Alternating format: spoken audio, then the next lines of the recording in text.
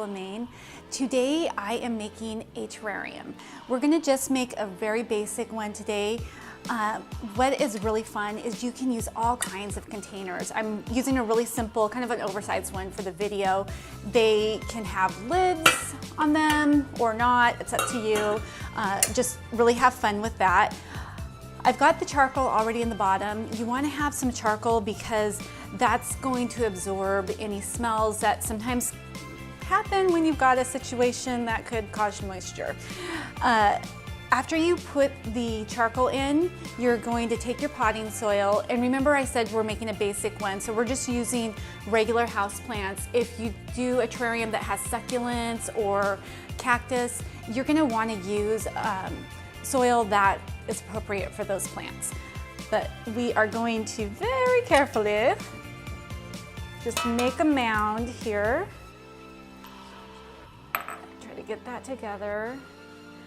And the reason I'm mounding this up is because we're going to do a couple rock layers, and you've got to be really careful. If you have too much rock across the bottom, you can end up with root rot.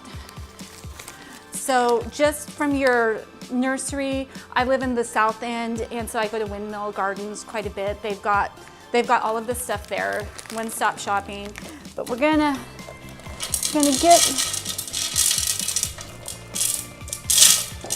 our rock in there. Just gonna mix that around a little.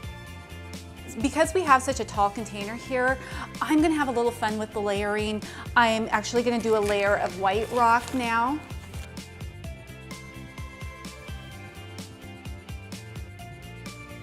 Okay, so you can see that I built up that mound of soil just a little bit more because we're gonna add the final layer of rock in here.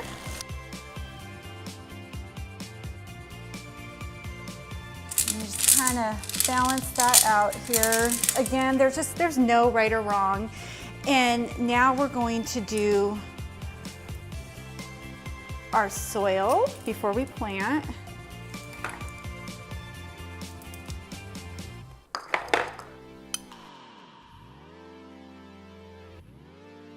Evening that out just a little.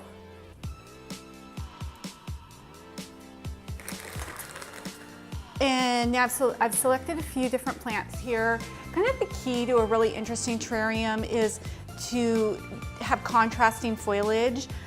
So we're going to start out with this little fern here. And again, sometimes you get these ones, a little funky shape. They actually end up making the terrarium more interesting, especially the way they play against different types of plants here. So get the plants all situated.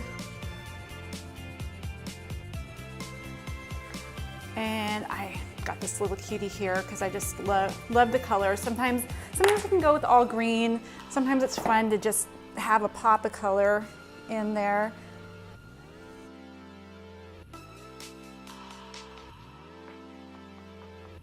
Okay, so we've got our plants in.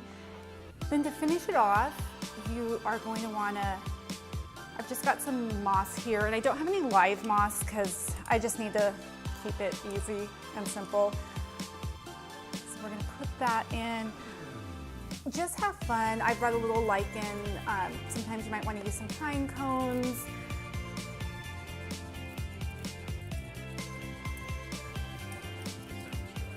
And some rock in here. This rock is kind of fun for me because when my kids were little, we went to the ocean and they just brought me like bags of rocks. I never knew what I was going to do with them until I started making terrariums. And so got a little piece of my kids' childhood.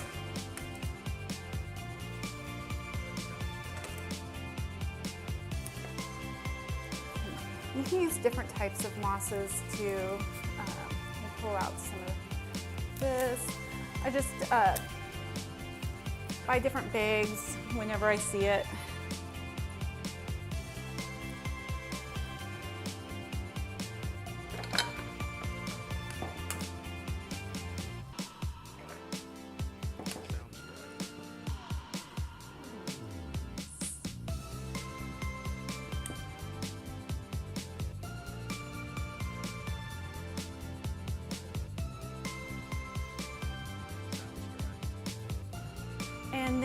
a really important thing is to not overwater your terrariums. A lot of times I'll just use like a syringe because it helps me to just, I guess, control how much water is going in there. Don't overwater it there. And like I said, you may choose to leave it open or have a lid on top.